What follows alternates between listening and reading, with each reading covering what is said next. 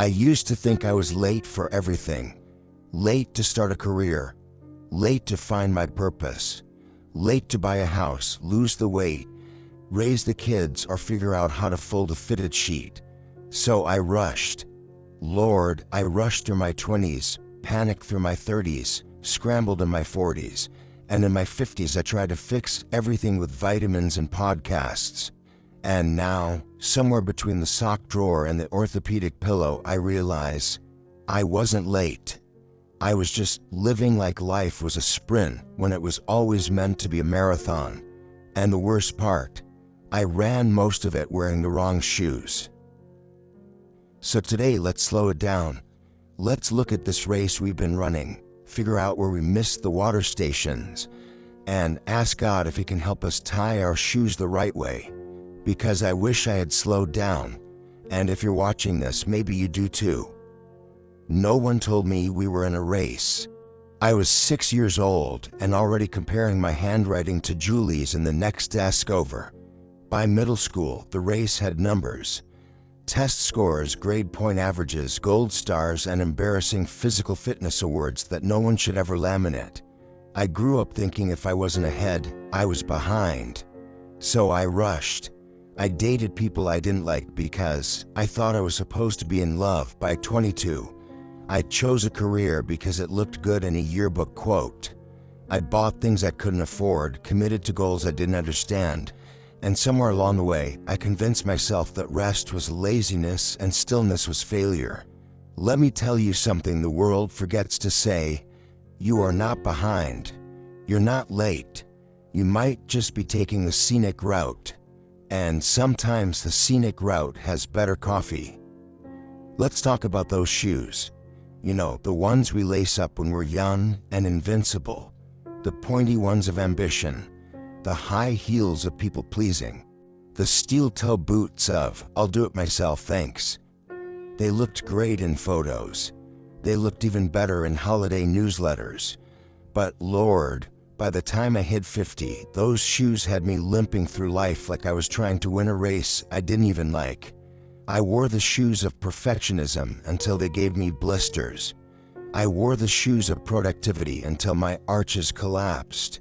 And one day I looked down and thought, ***, whose feet are these? Because they sure weren't the dancing feet I had at 18. They weren't the hiking feet I had at 30. They were tired, swollen, softened by the road. But maybe that's exactly how they should be. In all my rushing, I missed things. I missed the smell of pancakes on a Tuesday. I missed how my son used to say spaghetti, and how my daughter would draw giraffes with pink crowns. I missed my mother's quiet warnings, the kind that were buried inside casseroles. I missed the moment my best friend cried in the car next to me because I was too busy mentally reviewing my to-do list. I was sprinting past blessings, because when you're running full speed through life, even joy looks like a blur. I thought I had to prove myself, but now I think I just had to be present. You know what happens when you're always trying to be on time? You forget to enjoy being here. I was never late to work, but I was late to noticing the sunrise. I was on time for appointments, but missed my own healing. And I was so busy setting the table, just right, that I forgot to taste the soup. You can live a whole life like that, hitting every mark, checking every box, arriving everywhere except where it really matters. So if you're older now and thinking, I wish I had slowed down, please know this: it is not too late. In fact, this might be the very first moment you've actually arrived. Take off your shoes and breathe. We live in a culture that idolizes urgency, hustle, grind, no days off. But God made the Sabbath. The Lord didn't create oceans and mountains and then say, okay, what's next? He rested, not because he needed to, but because he was teaching us something. Slowness is not laziness. Slowness is wisdom. Slowness says, Asterisk, I trust the process. I trust the timing. I trust that where I am is enough for today.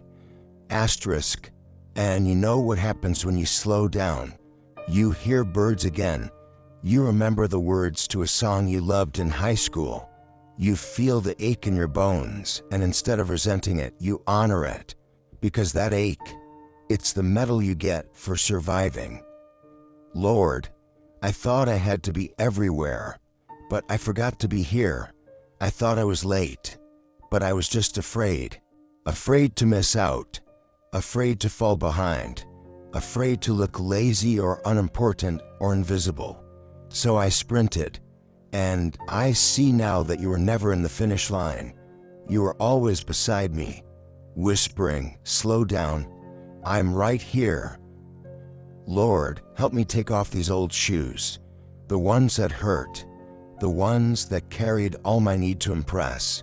Give me soft sandals of gratitude, or better yet, let me walk barefoot through the grass and know that I am still on holy ground.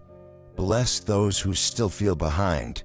Remind them that your clock doesn't tick like ours, and that it's never too late to arrive, not to success, but to peace. Amen. You know what's funny? When I was younger, I wanted everyone to see me, to recognize my work, my name, my effort. Now I find beauty in being invisible, not forgotten, just quiet, just enough. There's something sacred about walking into a room and not needing to explain yourself. Something powerful in not chasing applause. You smile, you listen, you show up, and it's enough. You hold a baby while their mother breathes. You bring a pie to a neighbor who's grieving.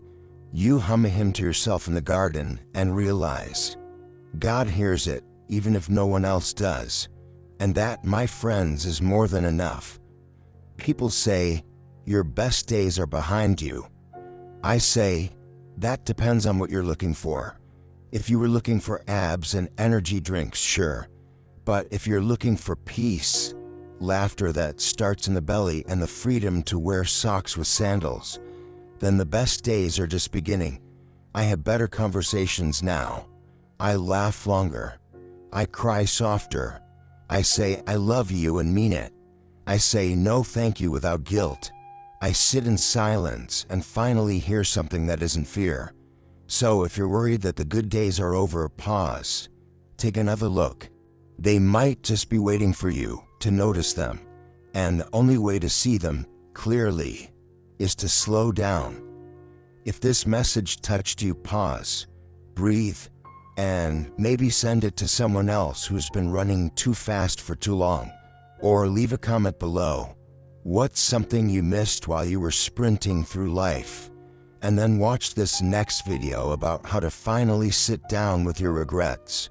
Pour them a cup of tea and realize they're not as scary as they used to be. You're not behind. You're right on time.